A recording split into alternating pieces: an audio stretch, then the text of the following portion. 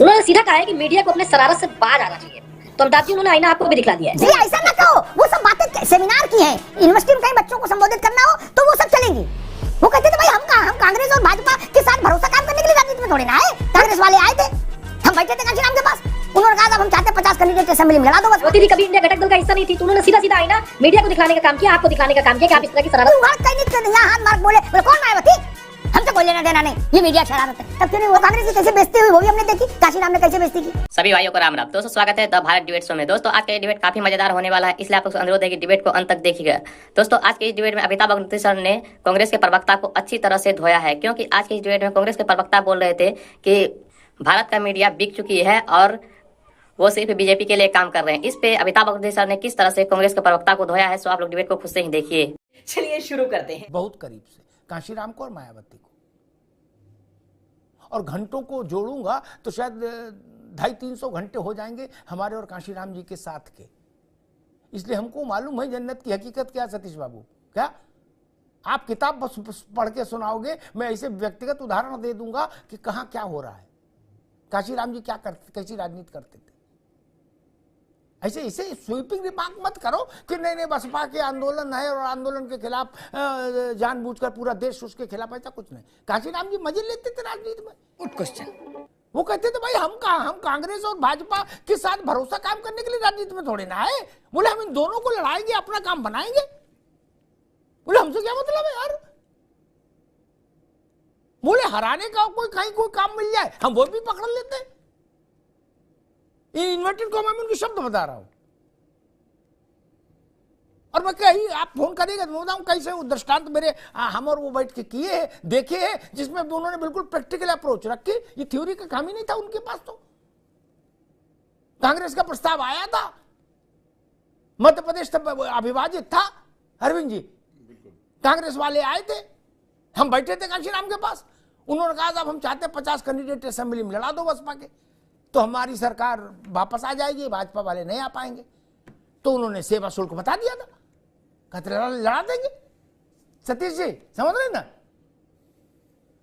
इसलिए ऐसा ना कहो। वो सब बातें सेमिनार की हैं। यूनिवर्सिटी में कहीं बच्चों को संबोधित करना हो तो वो सब चलेंगी कि क्या है आंदोलन है और क्या मिशन है और कौन प्रोपोगंडा। खरी बात करो। हमने उनके यहाँ जितेंद्र प्रसाद को बैठे देखा, हमने उनके यहाँ जयंत मल्होत्रा को देखा, ऐसा भी नहीं है। इसलिए इस बातों को मत पढ़ो, छोड़ दो, जाने दो। वो किताब लिखने वालों का एक अलग वर्ग है भारत में। क्या वो लोग किताबें लिखते हैं, सेमिनार किताब वो अलग वर्ग है, और एक प्रैक्टिकल अप्रोच वाला वर्ग है वो दूसरा है। और कांशीराम जी तो किताब अखबार के आदमी नहीं थे। मायावती जी ने जो कुछ सीखा वो नहीं सीखा। खैर छोड़िए, उस विषय में नहीं जा रहे। तमजीद अहमद साहब,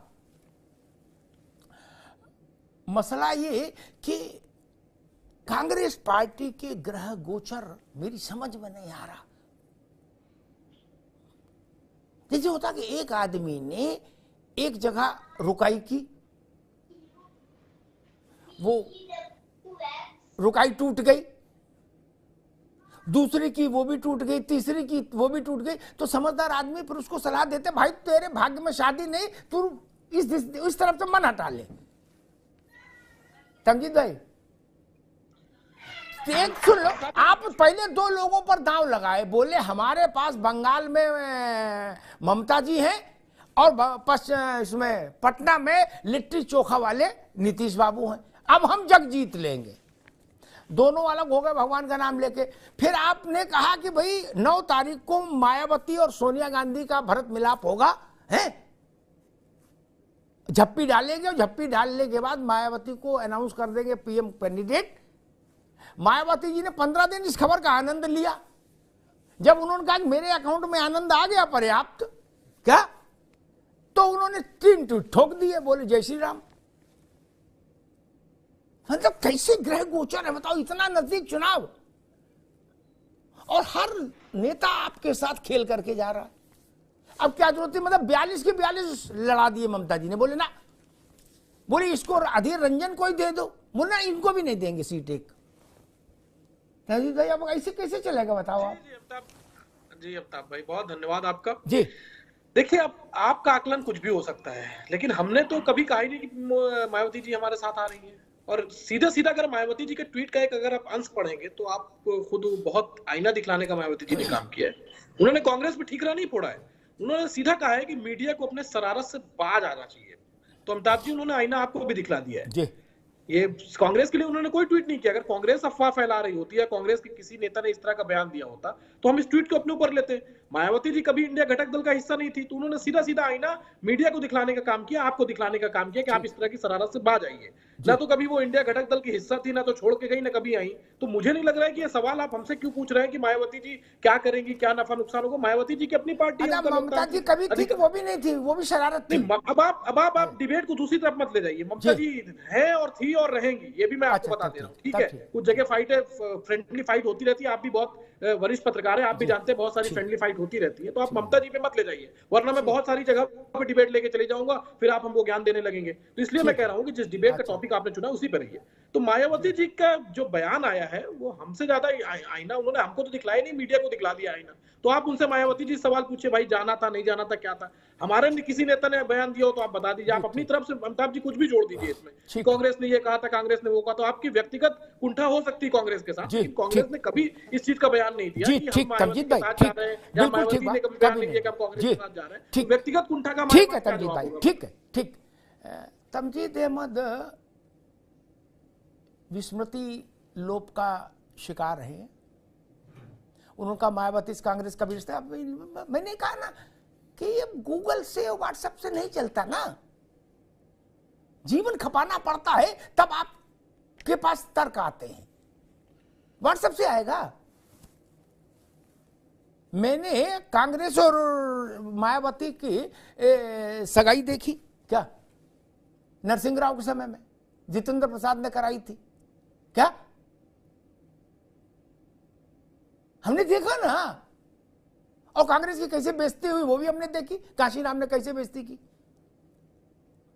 तमजीद अहमद को ध्यान रखो, लेकिन मैं तो कुछ बोलता नहीं। और उन्होंने कहा मीडिया के लिए ठीक बात है। हाँ कहा, एक बात आप ठीक लाए, मीडिया ने कांग्रेस के प्रवक्ताओं से जब जब पूछा तो जो बातें आज ज्ञान की तमजीद अहमद यानी कांग्रेस ने कही कि मायावती से हमारा कभी राई रत्ती लेना देना नहीं रहा, मेरा क्या मतलब मायावती से, ये बात पिछले 15 दिन में कभी नहीं कही। उनके ट्वीट आने से पहले जब पूछा जाता था तो मुस्कुरा के रहस्य बनाते हुए कहते थे, यहां तक मुस्कुराहट लाके कांग्रेसी, देखिए मायावती जी देश की बड़ी नेता हैं और हम लोग उनका सम्मान करते हैं और संभावनाओं के द्वार खोले।